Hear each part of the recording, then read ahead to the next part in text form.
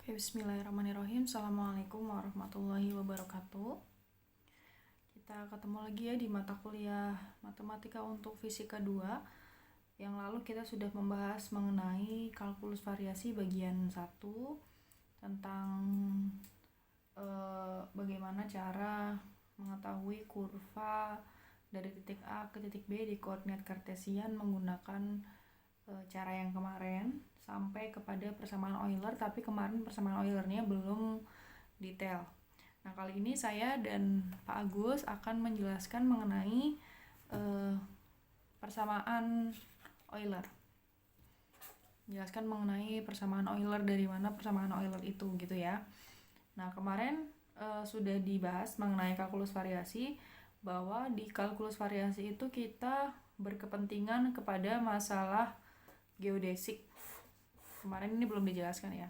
Jadi pada kalkulus variasi itu kita berkepentingan di masalah geodesik. Geodesik itu apa sih? Geodesik itu berkaitan dengan nilai maksimum atau minimum suatu fungsi.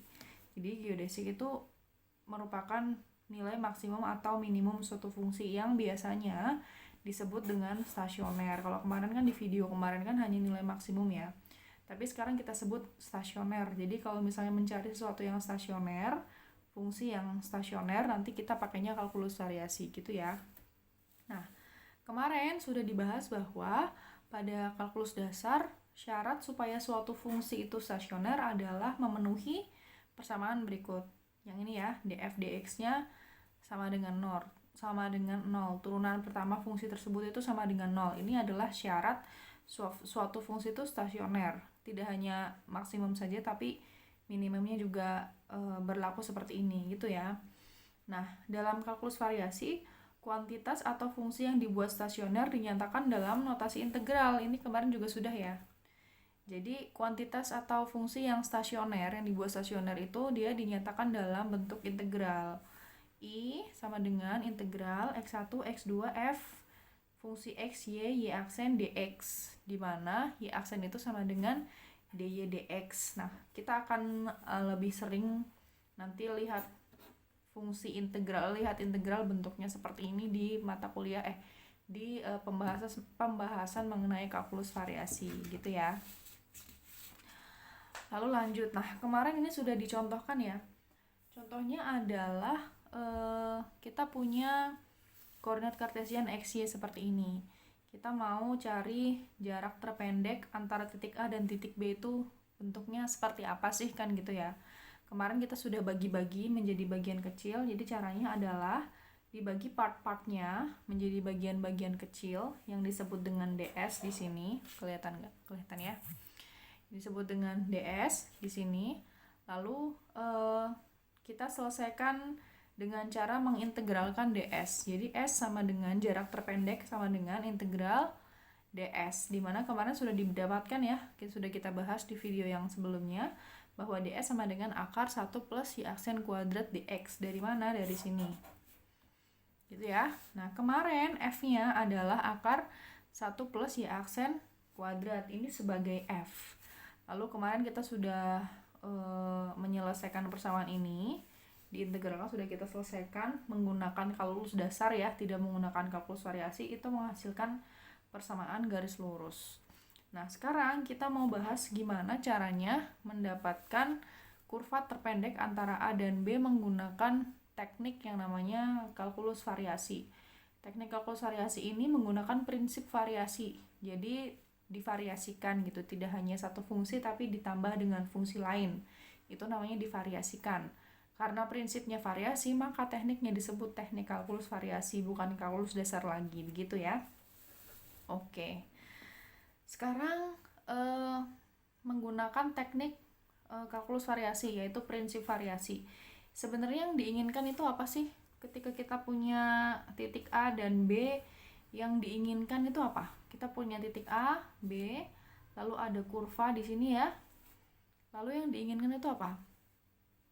Yang diinginkan adalah S totalnya ya. S adalah jarak total. Tadi kita sudah bahas bahwa ini kita bagi per part-part begitu menjadi bagian kecil, yaitu ds, dan kurvanya adalah penjumlahan dari ds. Karena ini kontinu bukan diskrit, maka penjumlahannya bukan sigma, bukan notasi sigma begini, salah, tapi dalam bentuk integral. Kemarin sudah dibahas ya. Nah, yang kita cari, yang kita mau itu apa? S ini, integral ini, penjumlahan ini, nilainya berapa sih? Minimum. Yang terpendek, nilainya minimum, bernilai paling kecil gitu ya. Jadi yang diinginkan itu adalah S-nya bernilai paling kecil. Kalau misalnya jumlahnya paling kecil, S-nya paling kecil, akhirnya apa? Didapatkan apa? Kurva ini kurva YX ya. Kurva YX ini memiliki nilai yang minimum. Oke, paham ya? Oke. Jadi yang diinginkan adalah S bernilai paling kecil, yaitu gimana caranya kita nyari? Yaitu mencari kurva YX, kurva ini, sehingga integralnya itu bernilai minimum. Ini kita pengen ini tuh nilainya minimum.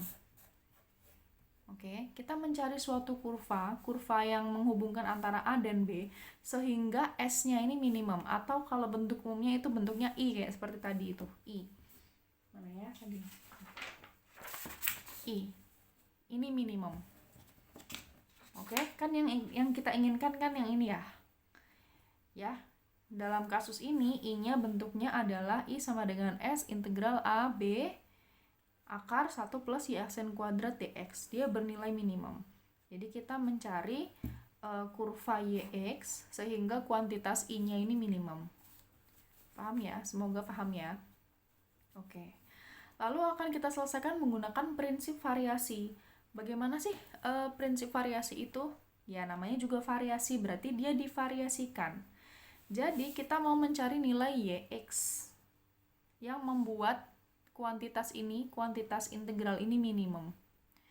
Nah, dengan prinsip variasi, kita variasikan YX ini ditambahkan dengan nilai kurva yang nilainya itu di atasnya atau di bawahnya YX ini. Jadi nggak cuma YX, tapi kita variasikan menjadi suatu kurva yang nilainya di atasnya atau di bawahnya YX. Kenapa begitu, Bu? Itu namanya teknik variasi itu kayak begitu. Gitu ya. Jadi kita gimana sih menggunakan teknik variasi? Teknik kalkulus variasi itu memvariasikan nilai kurva YX yang nilainya itu di atas atau di bawah nilai yang sesungguhnya. Jadi kita memvariasikan itu. Variasikannya pakai apa? Menggunakan fungsi apa? Pakai sembarang fungsi. Di sini misal saya pakai fungsi eta x ya. Ya, ini sembarang, terserah kamu mau kalian mau menamainya apa, terserah. Ini saya namai di sini dengan fungsi eta x. Jadi dia sembarang fungsi yang nilainya di atas atau di bawah nilai yang sesungguhnya. Kurva yang kita mau, nilainya tuh di atas atau di bawah kurva yang kita mau gitu. Oke. Jadi bentuknya gimana? Nah, kalau digambarin tuh begini. Sebentar ya. Ini jelek banget nih, biar ketutup. Nah, biar jelas. Oke. Nah, gini ya. Kalau digambarkan tuh seperti ini. Kita punya koordinat kartesian XY begini ya. Lalu ini adalah kurva YX. Anggap aja ini adalah kurva sesungguhnya, kurva YX Y kecil ya. Lalu kita variasikan kurva YX ini ditambahkan dengan suatu kurva yang nilainya di atasnya atau di bawahnya si YX ini. Terserah kalian mau ngambil yang mana.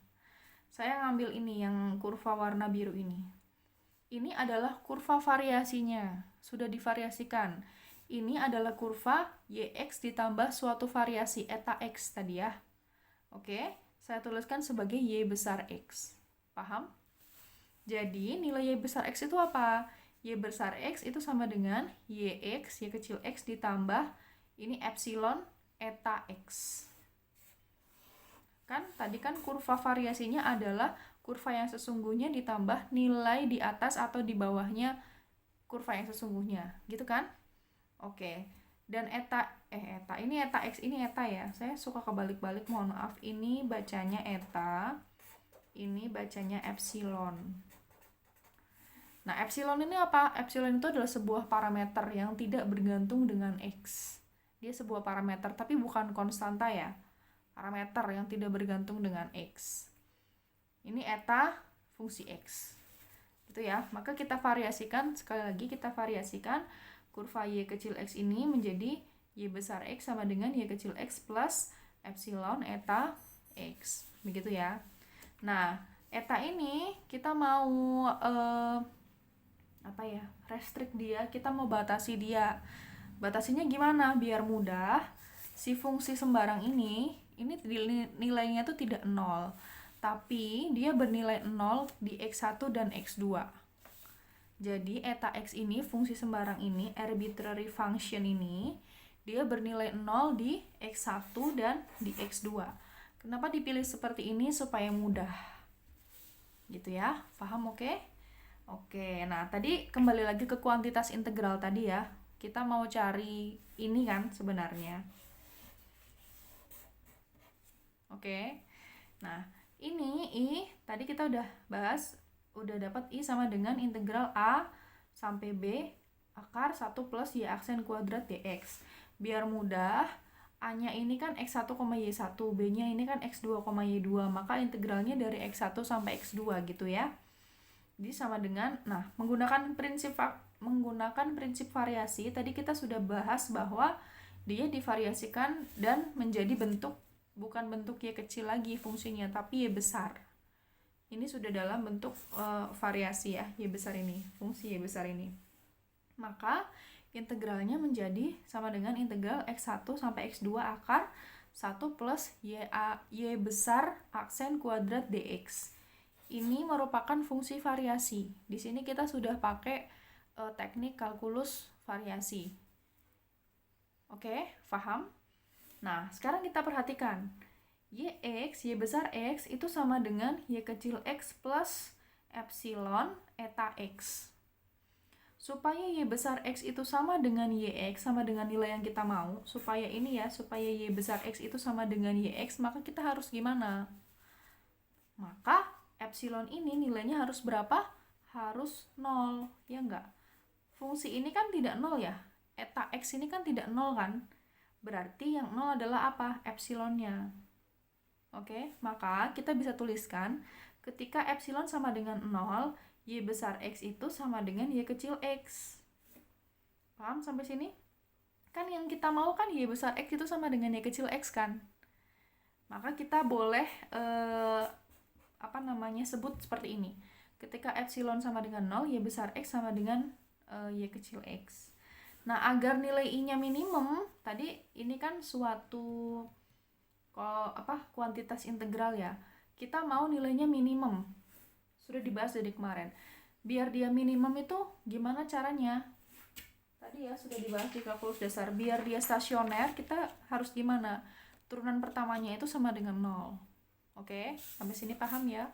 Maka agar nilai I ini minimum, kita bisa tuliskan bahwa DI D epsilon itu sama dengan 0. Turunan pertamanya sama dengan 0. Oke, ini ketika epsilon sama dengan 0. Kenapa kok DI D epsilon, Bu? Karena ketika kita sudah memvariasikan YX ini menjadi YX kecil menjadi Y besar X, ada sebuah parameter di sini. Maka I di sini ini ya sudah diubah menjadi Y besar, ini menjadi fungsi epsilon lah. Oke, jadi I ini menjadi fungsi epsilon. Maka untuk mendapatkan nilai minimumnya, DI D epsilon sama dengan 0 ketika epsilonnya sama dengan 0. Kenapa diambil ketika epsilonnya sama dengan 0? Supaya Y besar X ini sama dengan Y kecil X. Supaya kurva yang kita variasikan sama dengan kurva yang kita mau. Kenapa sih, Bu, ini ribet-ribet amat? Itulah proses belajar ya. Jadi kita mau tahu prosesnya kayak gimana. Jadi biar kalian paham dan kalian tahu, karena disinilah fisikanya. Gitu ya. Sampai sini paham ya? Oke. Lalu sebentar. Oke. Ini.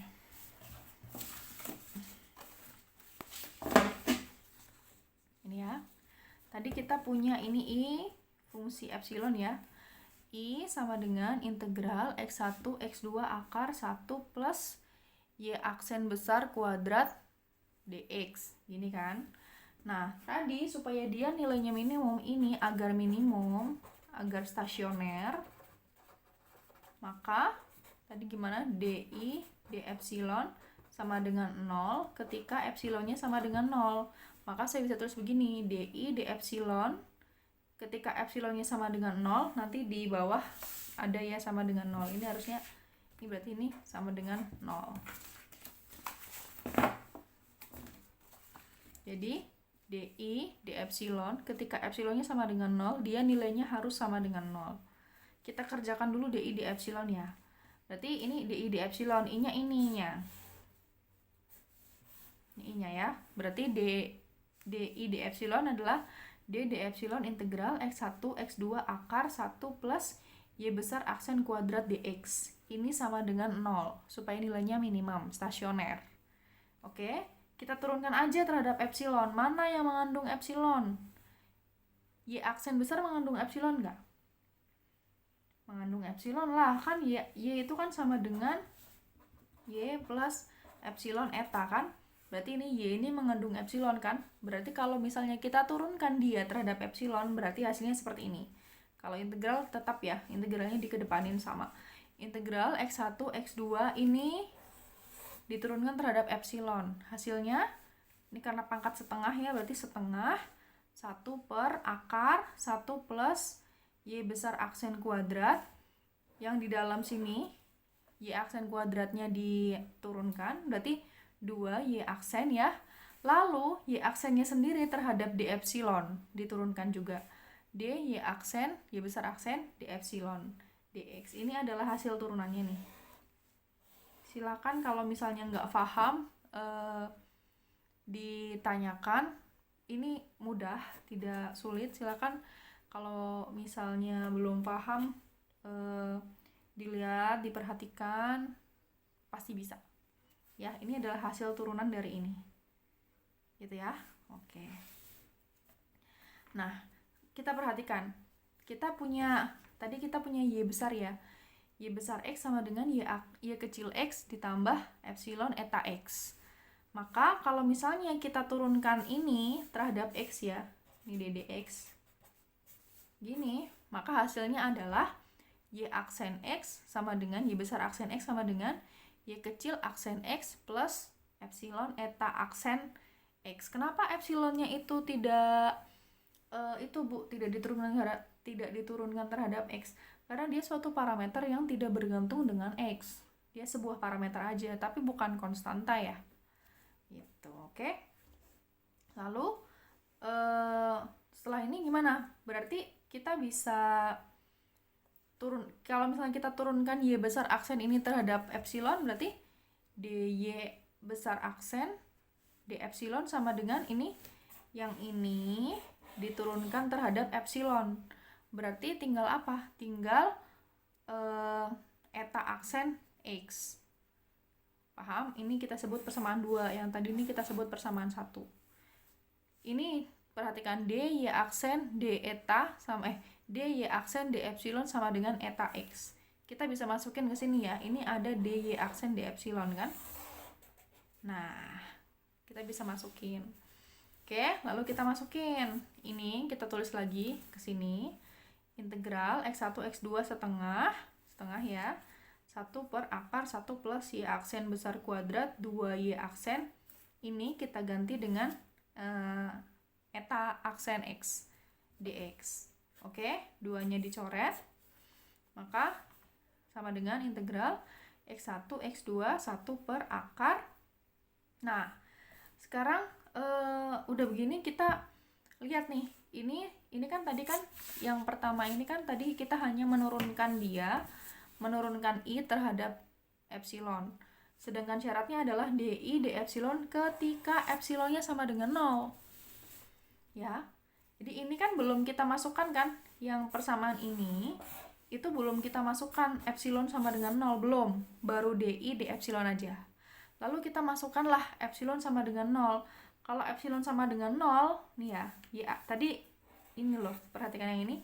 Y besar aksen kuadrat ketika epsilon sama dengan 0. Nih, y besar aksen x sama dengan y aksen kecil x plus epsilon eta aksen X. Ketika epsilonnya sama dengan 0, berarti Y besar aksen X sama dengan Y kecil aksen X. Berarti saya boleh tulis begini ya.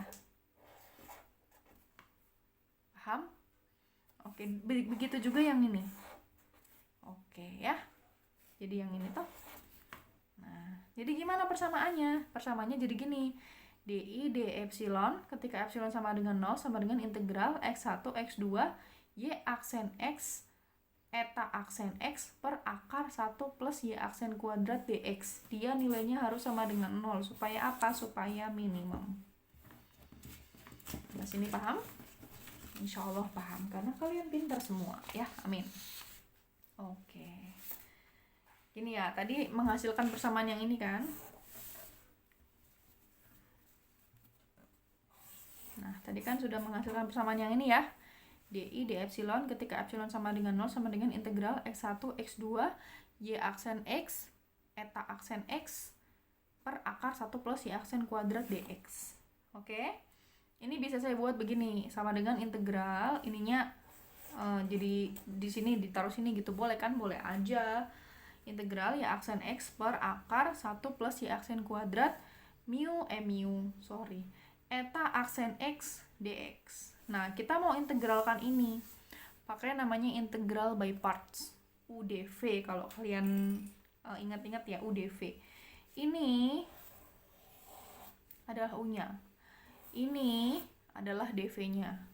Lalu kita ingat ya ini ya, ingat-ingat ini. Integral UDV sama dengan UV min integral VDU. Kalau misalnya ini dari X1, X2, berarti sini X1, X2, berarti ini juga batasnya X1, X2, gitu ya. Kita mau ngintegralin ini namanya integral by parts. Berarti ini kita mau integralin si integral ini, integral by parts pakai UDV. Ini U-nya seperti ini ya, U sama dengan Y aksen X per akar 1 plus Y aksen kuadrat. Berarti DU sama dengan D ini kan, DU kan, DU itu kan sama dengan gini aja kan, D begini, ya kan? Kalau saya tambah DX di sini, terus ini tambah DX, boleh ya? Kan bisa dicoret-coret sama aja. Jadi saya buat seperti ini, DDX, Y aksen X per akar 1 plus Y aksen kuadrat, DX. Ini adalah DU-nya. Oke, nah sekarang ini, yang ini, itu adalah DV-nya. Jadi DV sama dengan mu lagi. Maaf. DV sama dengan eta aksen X dx. Nah, eta aksen ini adalah D eta X dx, kan gitu toh. Ini loh, yang ini eta aksen X itu sama dengan turunan dari eta terhadap X, kan gitu ya. Berarti kan DV sama dengan D eta X dx dx. Ini bisa dicoret, berarti DV sama dengan D eta X. Kalau kita mau cari tahu V-nya, tinggal diintegralin kan masing-masing. V sama dengan eta X. Paham ya sampai sini? Oke, kita masuk ke integralnya by parts. Pelan-pelan. Gak apa-apa, ini tidak rumit, tapi kalian harus pahami benar-benar satu-satu. Oke, maka DI D epsilon ketika epsilon sama dengan 0, ini ya, yang ini, yang persamaan ini, kita langsung integralin by parts. Berarti integral UDV sama dengan UV. U-nya yang mana? U-nya yang ini. Berarti Y aksen X per akar 1 plus Y aksen kuadrat. V-nya mana? Nih ya, epsilon X dari X1 sampai X2. UV min integral V DU. Kan gini ya, ini V-nya, ini DU-nya. Paham ya sampai sini? Oke, ini nilainya berapa? Sorry, ini salah, ini enggak salah, kurang. Ini nilainya sama dengan 0 kan? Kan ya, tadi ya. Nih. Ini nilainya sama dengan 0. Berarti integral ini nilainya sama dengan 0. Ini tuh kayak begini loh. Nih ya, DI DE ya, gampangnya gini. DI D kok S sih? DI D epsilon ketika epsilon sama dengan A dari ini A ya. Anggap aja yang tadi tuh A gitu ya. A dari X1 X2 min integral X1 X2 B dikalikan C. Kan ini ya. Ini adalah A-nya. Ini A-nya ya. Ini B, yang B-nya itu bukan epsilon, astagfirullahaladzim. Eta X, C-nya ini adalah yang ini. Oke. Ini nilainya harus sama dengan 0. Perhatikan. Supaya ini nilainya sama dengan 0, berarti kan ini sama dengan 0 dan ini sama dengan 0, ya enggak?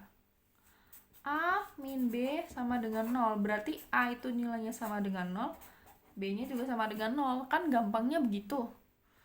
Nggak bisa, Bu, ini nilainya 2 dan ini 2 kan juga bisa. Ya boleh, tapi kan kita milih mudahnya, yang penting kan sama-sama 0 hasilnya ya. Berarti A ini dia nilainya sama dengan 0 dan B juga nilainya sama dengan 0. Paham ya? Oke, berarti gimana? Berarti ini kan A ya. Ini berarti nilainya sama dengan 0. Paham? Oke. Min. Kita perhatikan yang ini. Eta X ddx y aksen X per akar 1 plus y aksen X kuadrat dx. Ini nilainya juga harus sama dengan 0. Semua ini. Cuman dia kan ada 2 bagian ya. Bagian 1 itu eta X, bagian 2 tuh yang ini. Nah, si eta X ini tadi sudah saya bilang dia itu sebuah fungsi. Fungsi sembarang, arbitrary function. Dia tidak sama dengan 0 nilainya. Berarti kan mu lagi. Berarti kan eta X ini kan tidak sama dengan 0 kan? Oke, berarti yang sama dengan 0 tuh yang mana? Yang bagian 2. Berarti ini nilainya sama dengan 0. Paham? Gampang kan? Gampang. Maka, ini ya saya tulis di sini ya. Maka ddx y aksen X per akar 1 plus y aksen kuadrat sama dengan 0 nilainya. Oke. Turunan dari sesuatu. Kemarin sudah ya, sampai sini ya. Yang saya salah menjelaskan itu toh. Turunan dari sesuatu sama dengan 0. Maka sesuatunya ini sama dengan apa? Suatu konstanta. M. Ini caranya sama seperti yang kemarin dibahas oleh, yang dijawab sama Mas Dava kalau nggak salah. Ya, ini sama, menghasilkan suatu konstanta baru yang nilainya sekian, tapi nilainya dia konstanta. Dan hasilnya Y sama dengan KX plus B. Ini adalah suatu persamaan garis lurus. Jadi kita sudah bisa memecahkan persoalan kurva yang menghubungkan antara 2 titik di koordinat kartesian menggunakan prinsip variasi. Ya, seperti ini. Hasilnya sama kayak yang kemarin kita bahas, yang tidak menggunakan prinsip variasi, ya kan? Oke, kita lanjut. Nah, sekarang kita kembali ke kuantitas yang kita punya tadi.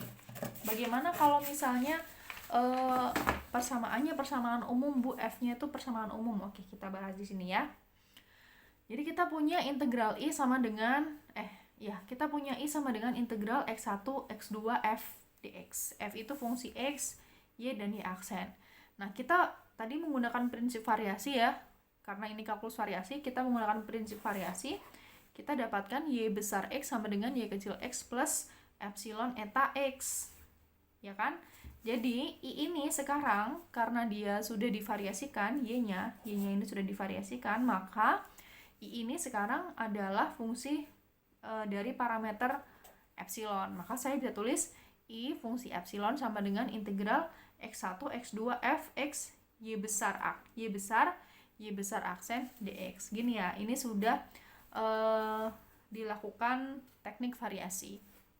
Lalu kita turun, nah supaya ini minimum, sekali lagi, supaya ini minimum gimana caranya tadi? Supaya ini minimum, maka turunannya terhadap epsilon sama dengan 0 ketika epsilonnya sama dengan 0, kan tadi gitu toh? DI, D epsilon, ketika epsilon sama dengan 0, dia nilainya sama dengan 0, kan gini ya? Oke, lalu kita turunkan terhadap epsilon. Nih, DI, D epsilon sama dengan integral, ini integralnya boleh di luar, boleh di dalam, terserah ya. D epsilon dari F. Ini pakai turunan total. Yang kemarin di mat V1 sudah ya. Ini nanti hasilnya begini. Kalau lupa silakan dibuka lagi catatannya. Diturunkan berarti hasilnya gimana? Do F do X, ini parsial ya, turunan parsial ya. Do F do X dx d epsilon plus do F do Y dy d epsilon, sorry ini turunan biasa bukan parsial, plus do F do Y aksen dy aksen d epsilon dx. Nah, kita lihat di sini dx d epsilon, apakah ada fungsi x yang mengandung epsilon? Kan tidak ada, berarti ini sama dengan 0. Berarti yang masih dua suku ini, suku 1 dan suku 2. Maka kita bisa tulis integral x1 x2 do F do Y dy d epsilon plus do F do Y aksen dy aksen d epsilon dx. Oke? Kita lihat tadi dy aksen d epsilon yang tadi mana ya? Dy aksen d epsilon. Mana. Ini dia. Dy aksen d epsilon sudah kita cari ya tadi. Dy aksen d epsilon sama dengan eta aksen x. Ini. Kalau dy d epsilon itu berarti berapa? Ini y-nya ini. Diturunkan terhadap epsilon. Berarti sama dengan eta x. Ini ya. Oke. Berarti kita bisa ubah ini dy aksen d epsilon menjadi eta aksen x. Ini juga bisa diubah sebenarnya. dy d epsilon nanti udah diubah di bawah. Ini menjadi eta x. Gini ya. Oke. Nah, ini nilai ini dy d epsilon itu nilainya sama dengan 0 ketika epsilonnya sama dengan 0. Nah, kita tulis begini boleh ya? Oke. Saya tulis ini bagian 1, ini bagian 2. Lalu kita integrasikan satu-satu dulu. Integrasikan yang susah dulu, yang kedua. Kita integrasikan yang kedua dulu. Nah, kita proses integrasi suku yang kedua tadi ya. Integral x1 x2 do F do Y aksen. Betul? Ini kenapa Y-nya kecil ya? Nah, tadi belum dibahas ya. Kenapa Y-nya jadi Y kecil, Bu? Bukan Y besar lagi. Karena sudah dimasukkan epsilonnya sama dengan 0. Ini kan masih Y besar. Tapi kan ini belum dimasukkan epsilon sama dengan 0. Tadi kan ketika epsilon sama dengan 0, Y besar itu sama dengan Y kecil kan gitu toh. Jadi ini Y kecil ya, tidak masalah. Jadi do F do Y aksen mu lagi. Do F do Y aksen eta aksen x dx sama dengan, ini integral by parts lagi. Ini U, ini dv-nya. Berarti UV, ini UV min integral V du. Gini ya. Berarti U-nya adalah do F do Y aksen, V-nya ini kan sama ya dv kayak tadi ya. Berarti V-nya sama eta x min integral V-nya eta x du. Du-nya juga sama kayak tadi caranya. D do F do Y aksen, ini tambah dx atas bawah sama tidak merubah arti gitu ya. Oke. Maka kita bisa tuliskan, nah sama kayak tadi, ini kan sebentar. Oke, kita lanjutkan ya. Tadi ini integral UV min integral V du. Ya, karena ini sama dengan 0, berarti sama kayak tadi, ini dia sama dengan 0 dan ini sama dengan 0 gitu ya. Oke, maka karena dia sama dengan 0, berarti kan yang masih kan tinggal yang ini. Ya kan? Karena ini kan sama dengan 0, berarti integral do F do Y aksen eta aksen x dx itu tinggal min integral x1 x2 eta bla bla bla bla dan seterusnya, karena dia sama dengan 0 yang depan, yang suku pertama. Maka yang ini tadi, ini kita gabungin ya. Nih ya. Ini kan tadi kan kita mengintegralkan yang kedua, hasilnya minus sekian gitu ya. Kita gabungin sama yang pertama. Oke, maka di epsilon ketika epsilon sama dengan 0 sama dengan integral x1 x2 do F do Y. Ini adalah suku pertama yang tadi, kalian bisa back videonya ya. Min integral suku yang kedua, hasilnya apa? Hasilnya yang ini. Ya kan? Integralnya dikeluarin kan, boleh kan? Sama dengan ddx do F do Y aksen, ini etanya ditaruh di belakang. Gini kan boleh ya? Eta x dx. Ini adalah hasil dari di epsilon ketika epsilonnya sama dengan 0. Sampai sini paham? Oke. Lalu eta x-nya itu kita keluarin. Jadi integral x1, x2, do f, do y min d dx, do f, do y aksen, eta x dx sama dengan 0. Nah, maka karena ini sama dengan 0 ya, sekali lagi, ini turunannya itu sama dengan 0. Ini adalah arbitrary function, suatu fungsi sembarang yang dia nilainya tidak sama dengan 0. Maka yang sama dengan 0 itu yang mana? Yang ini. Oke, maka kita bisa tuliskan dari sini ke sini ya. Do f do y min d dx do f do y aksen sama dengan 0. Atau kita boleh balik tandanya, terserah ya. Kita boleh balik tandanya, kita mau yang ada turunannya ini di depan, tapi tidak mau ada minusnya, berarti kita balik tandanya. D dx do f do y aksen min do f do y sama dengan 0. Lah, inilah yang kemarin kita dapetin, ini adalah persamaan Euler. Gitu ya. Jadi persamaan Euler tuh dari sini kalkulus variasinya. Paham ya? Oke. Nah, selanjutnya adalah persamaan Euler-Lagrange. Ini sebenarnya kemarin sudah dibahas di meeting sebelumnya pakai Google Meet ya. Apa perbedaan persamaan Euler dan persamaan Euler-Lagrange? Persamaan Euler-Lagrange itu adalah persamaan Euler yang f-nya, jadi ini f ya. F-nya itu adalah persamaan Lagrange. Persamaan Lagrange itu yang kayak gimana sih? Nah, persamaan Lagrange itu seperti ini. L sama dengan T min V. Dia hubungannya sama energi. Jadi, T adalah energi kinetik partikel, dan V itu adalah energi potensial partikel. Lalu, persamaan Euler-Lagrange-nya seperti apa? Ini loh, ini adalah persamaan Euler-Lagrange-nya. Ya, kenapa ada 3, Bu? Ya kan, L ini biasanya tuh Lagrangian itu digunakan untuk menyelesaikan masalah-masalah gerak di fisika. Jadi gerak itu, persamaan gerak, masalah gerak lah pokoknya, dia bisa diselesaikan menggunakan Newtonian, Lagrangian maupun Hamiltonian. Nah, yang sekarang kita bahas itu Lagrangian. Kalau Newtonian, dia itu basicnya dia itu memperhatikan gaya pada benda itu.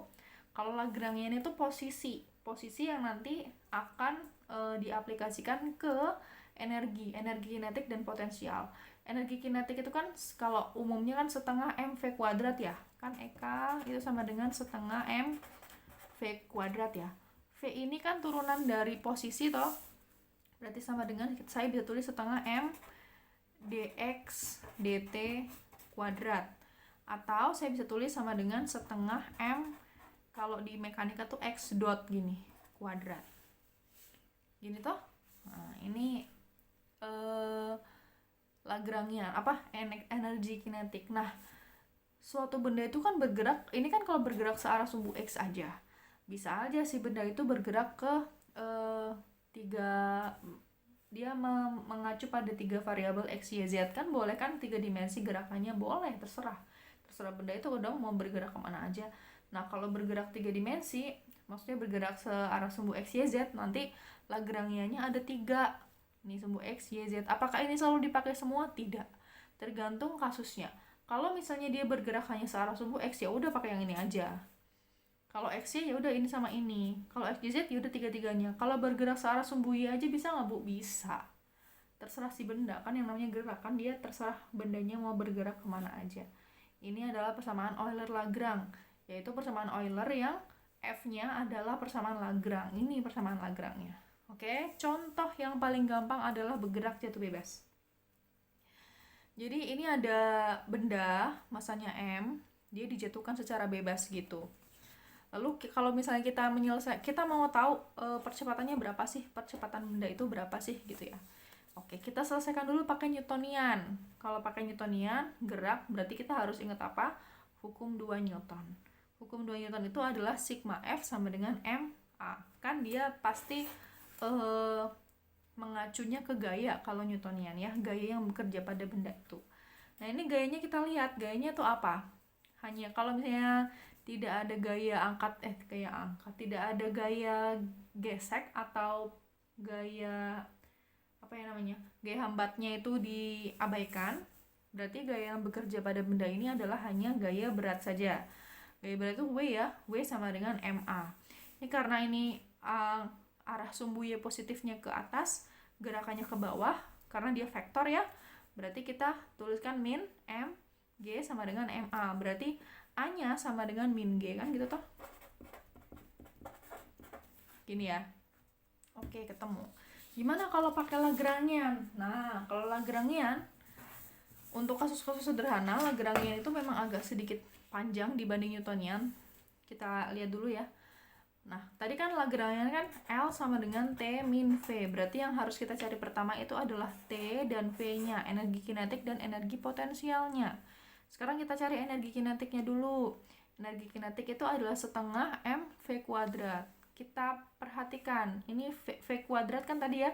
V itu sama dengan D posisi dx dt, atau sama dengan dy dt, atau sama dengan dz dt, tergantung dia gerakannya kemana. Yang ini dia gerakannya itu searah sumbu Y, berarti kita bisa tuliskan bahwa T sama dengan setengah m y dot kuadrat. Ya, nih ya, dv adalah dy dt sama dengan y dot, ini y dot. Oke. Lalu setelah kita ketemu T-nya, ini adalah T-nya, kita cari V-nya. V-nya sama dengan MGH.